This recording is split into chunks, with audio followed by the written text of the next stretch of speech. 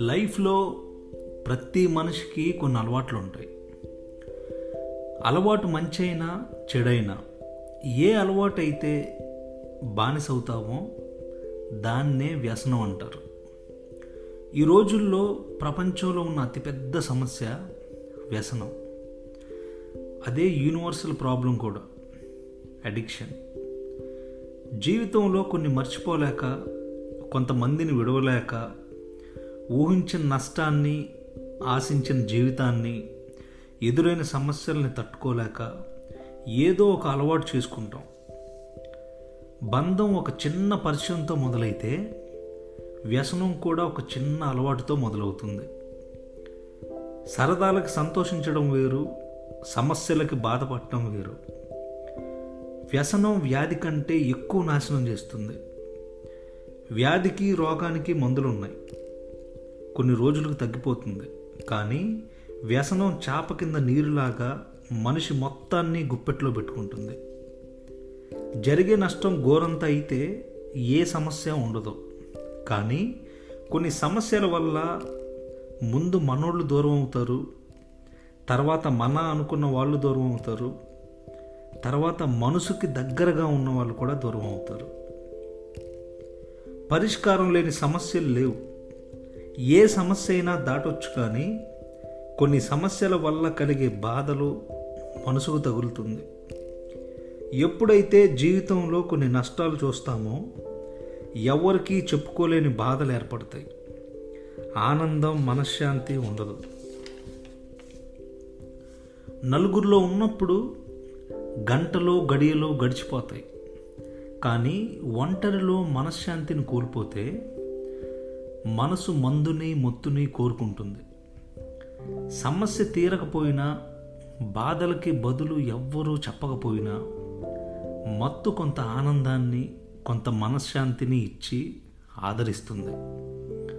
అలవాటు వేరు, వ్యసనం వేరు. అవసరం కోసం ఏ అలవాటైనా ఇష్టం వచ్చినట్టు మార్చుకోవచ్చు.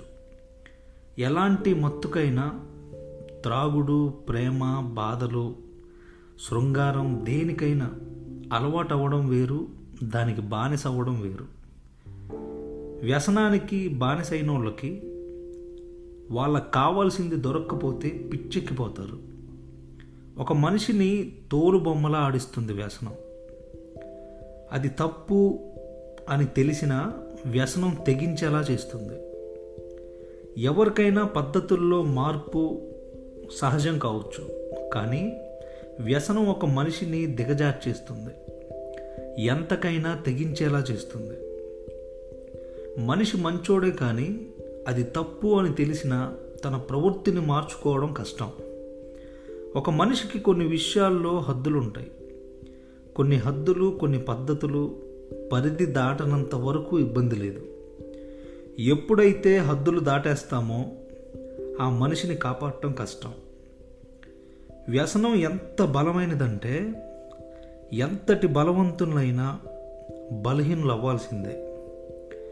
బాధని భరించలేక మనసు చెదిరి, కృంగిపోయి, కొన్ని కోల్పోయాక కొన్ని వ్యసనాలు అవుతాయి. ఈ సమాజంలో కావాల్సిన వాళ్ళు దూరం అయినా, ప్రేమించిన వారు వద్దు అని చెప్పినా, ఎవరైనా నమ్మించి మోసం చేసినా కొన్ని నొప్పులు, బాధలు కన్నీళ్లతో పోవు. ఏడిస్తే అన్ని బాధలు, కష్టాలు కరిగిపోవు. కొన్ని హృదయాన్ని నిరంతరం గుచ్చి గుచ్చి బాధిస్తుంటాయి.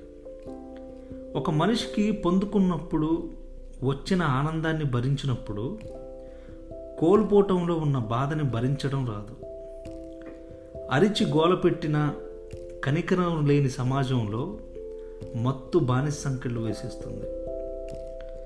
వ్యసనం ఉన్న మనిషికి కోపం ఎక్కువగా ఉంటుంది, ఓపిక చాలా తక్కువగా ఉంటుంది, చిన్న చిన్న విషయాలకి విసిగిపోతుంటారు, ఏ విషయం మీద దృష్టి ఉండదు.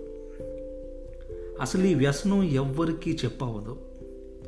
జీవితం అనే రంగుల రాట్నంలో బాధలు, కష్టాలు, కన్నీళ్ళు ఇవన్నీ అవుతుండగానే మంచి చెడులు ఆలోచించే లోపే అలవాటు కాస్త వ్యసనం అయిపోతుంది.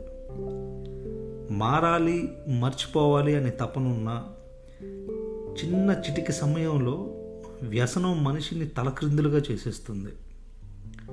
ఎంతో గొప్పగా బ్రతికి ఎక్కడా చేయి చాపని వాళ్ళు కూడా వ్యసనం మూలంగా చేయి చాపేలా చేస్తుంది.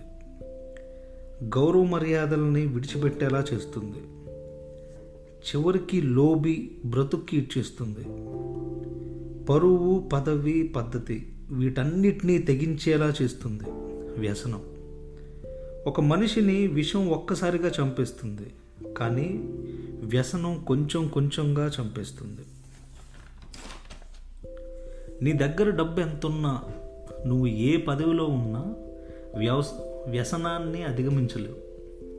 కొన్ని వ్యసనాల నుంచి బయటికి రాలేక ఎన్నో కుటుంబాలు ఆగమైపోయాయి. జీవితాలు ఆగం చేసుకున్న వాళ్ళు చాలామంది ఉన్నారు. వ్యసనం చావుని చాలా చక్కగా పరిచయం చేస్తుంది. ఇప్పుడున్న రోజుల్లో చాలామందికి చాలా రకాల ఎడిక్షన్స్ ఉన్నాయి. చిన్న అలవాటుగా పరిచయం అయ్యి పెద్ద ఏరులా పాతుకుపోతుంది. బాధ పెట్టే ఏ విషయం జోలికి వెళ్ళొద్దు. ఒక పని ఆనందం ఇచ్చేదే అయితే బాధకి ఎందుకు భరించాలి? ఈ ప్రపంచం మొత్తంలో ఇక్కడ మనిషి ఉన్నంత అందంగా మనుషులు లేవు, మనుషులు ఉన్నంత శుద్ధంగా బుద్ధులు లేవు. చూసే దృష్టిలో లోపం ఉందేమో కానీ ఈ ప్రపంచంలో ఎక్కడా లోపం లేదు. మీరు ఎలాంటి వ్యసనం ఉన్నా అది లోపం కాదు. అనుకుంటే ఏదైనా మార్చుకోవచ్చు, మార్చుకుందాం.